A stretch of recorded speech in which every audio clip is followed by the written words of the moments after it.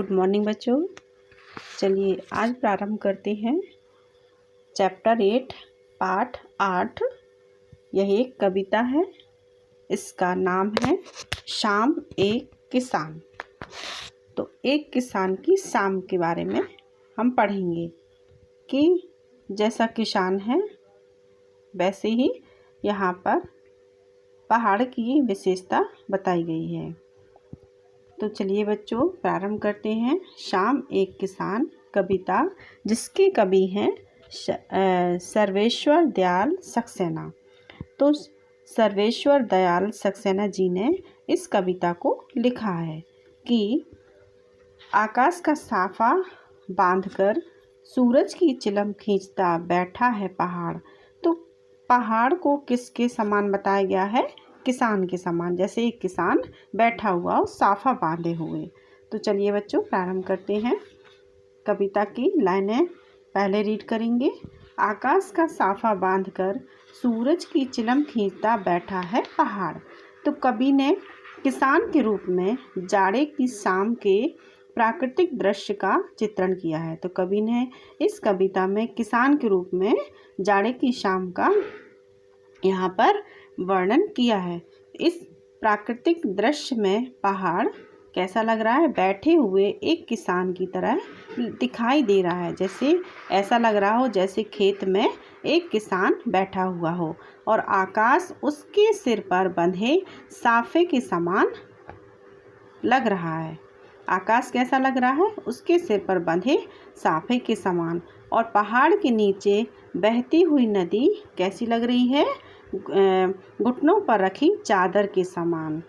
ऐसा लग रहा है जैसे नदी कैसे बह रही है, जैसे वह किसान घुटनों पर चादर रख लेता है ना, तो नदी ऐसे ही हमें प्रतीत है।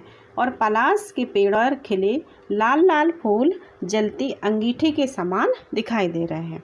पलाश के लाल लाल फूल कैसे दिख रहे हैं? जैसे अंगीठी जल रही हो, कि जैसे वह ठंड में वह आग सेक रहा हो। पूर्व क्षितिज पर घना होता अंधकार झुंड में बैठी भेड़ों के समान दिखाई दे रहा है। ऐसा लग रहा है जैसे क्षितिज मीन्स आकाश। तो आकाश में जब अंधकार होता जाता है तो ऐसा लग रहा है जैसे अंधकार कैसा दिखाई दे रहा है? झुंड में बैठी हुई भेड़ों के समान। और पूर्व क्षितिज पर घना होता अंधकार झुंड में बैठी हुई भेड़ों के जैसा प्रतीत हो रहा है। यह दृश्य पूरा शांत वातावरण का है कि तभी मोर की आवाज़ आ जाती है और मोर अचानक बोल उठता है, मानो किसी ने आवाज़ लगाई हो। पीहू पीहू मोर कैसे बोलता है? तो ऐसा लग रहा है कि इतने शांत वातावरण में जैसे मोर की आवाज़ सुनाई दे रही हो, मानो किसी ने आवाज़ लगाई हो। क्या कैसा प्रतीत हो रहा है? सुनते हो? इसके बाद यह दृश्य क्या हो जाता है? घटना में बदल जाता है। मतलब क्या होता है कि दिन डूब जाता है, सूरज चला जाता है और रात का अंधेरा छा जाता है। इसके बाद यह दृश्य क्या होता है? घटना में बदल जाता है। चिलम उलट जाती है, आग बुझ जाती है, धुआं उठने लगता है और सूरज डूब जाता है। ऐसा लगता है जैसे वह किसान सो गया हो। उसकी चिलम जो हाथ में लिए रहता है ना, पीता है, उसको ऐसा लग रहा है वो चिलम उसने उल्टी कर दी हो, उल्टा दी हो और जो आग सेक रहा था वह आग बुझ गई हो। और आग बुझने पर क्या होता है? धुआं उठने लगता है ना। तो ऐसे ही जब दिन ढल गया, सूरज डूब गया, तो क्या हुआ? चारों ओर अंधकार छा गया और शाम ढल जाती है और रात का अंधेरा छा जाता है।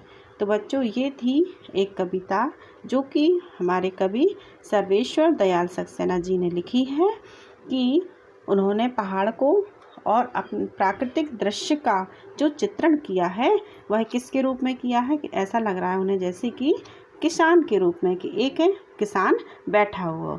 ओके बच्चों, तो ये थी आपकी कविता जो मैंने आपको समझाई। अब आप इसको समझेंगे और इसको अपनी नोटबुक में लिखेंगे। कविता के बारे में, यानी कविता का सारांश और इसके प्रश्न उत्तर। ओके बच्चों, thank you and have a nice day.